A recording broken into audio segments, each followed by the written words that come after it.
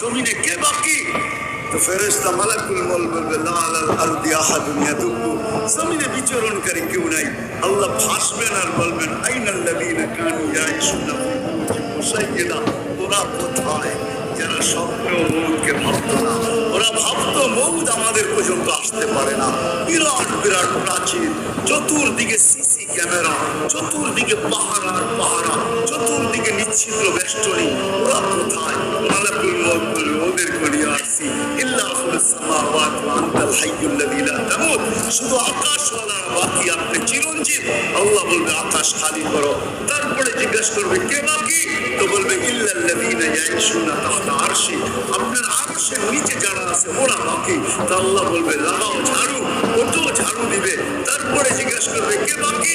বলবে ইসনা আশার ওয়া আনতাল হাইয়্যুল্লাযী লা তামুত, শুধু 12 জন বাকি, আপনি চিরঞ্জীব। আমরাও একদিন চলে যাব, মালাকুল মউতও একদিন চলে যাবে। কসম খোদা, ওনার উপরও মৃত্যুর যাতনা আসবে।